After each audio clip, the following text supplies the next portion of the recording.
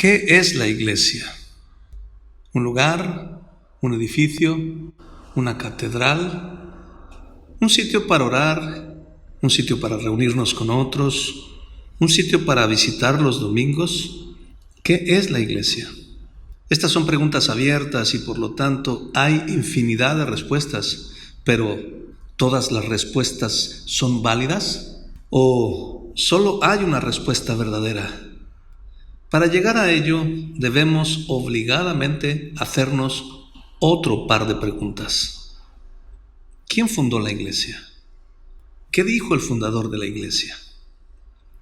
Veamos qué dice Dios en su palabra. Y yo también te digo que tú eres Pedro, y sobre esta roca edificaré mi iglesia, y las puertas del Hades no prevalecerán contra ella. Esto lo encontramos en el Evangelio de Mateo, capítulo 16, versículo 18. Esta es la primera vez que es mencionada la palabra iglesia. No iglesia católica apostólica romana, no iglesia ortodoxa, no iglesia adventista, pero tampoco iglesia evangélica. Solo eso, iglesia. Por lo que buscaremos la etimología de esta palabra.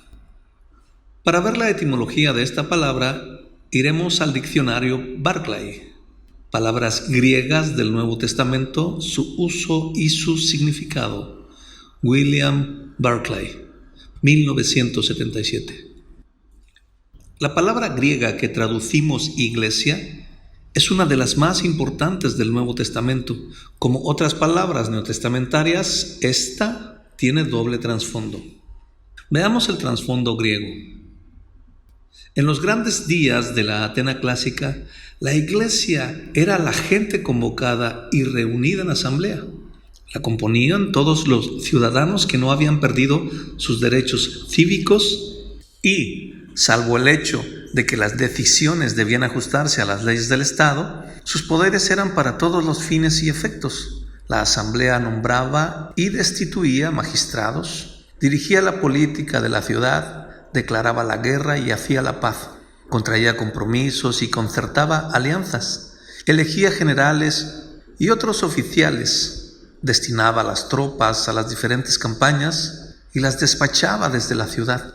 Era responsable de la dirección de todas las operaciones militares, recogía y distribuía los fondos públicos. Pero en medio de todo esto debemos destacar dos hechos sumamente interesantes. Primero, todas sus reuniones comenzaban con oración y sacrificios. Segundo, era una verdadera democracia. Sus dos santos y señas eran igualdad y libertad.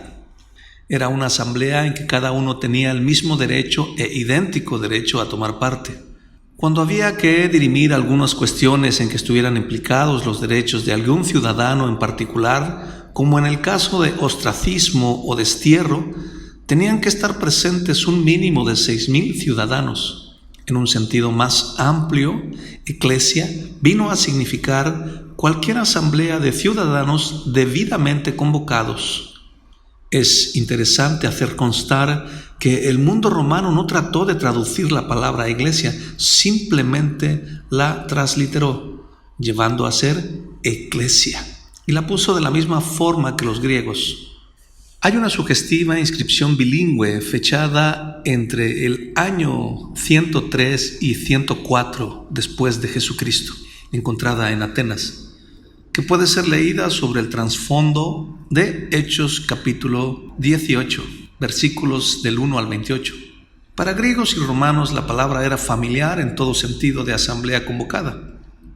Así pues, cuando miramos todo esto frente al mencionado trasfondo, la iglesia era la asamblea de Dios, la revista de Dios, y Dios es el convocador. Veamos ahora el trasfondo hebreo. En la Septuaginta traduce la palabra hebrea kahal, que proviene de una raíz que también significa convocar. Normalmente es usada para significar la asamblea o congregación del pueblo de Israel. Deuteronomio capítulo 18, versículo 16, Jueces capítulo 20, versículo 2, se traduce asamblea. Y en Levítico capítulo 10, versículo 17, Números capítulo 1, versículo 16, Primera de Reyes capítulo 8, versículo 14, se traduce congregación. Es muy común en la Septuaginta, donde aparece unas 70 veces. En el sentido hebreo significa, por tanto, el pueblo de Dios, convocado por Dios a fin de que escuche y actúe para Dios. En cierto sentido, la palabra congregación como traducción de iglesia pierde algo de significado esencial. Una congregación es cierto número de personas que han venido juntas. Una kahal es cierto número de personas que han sido convocadas.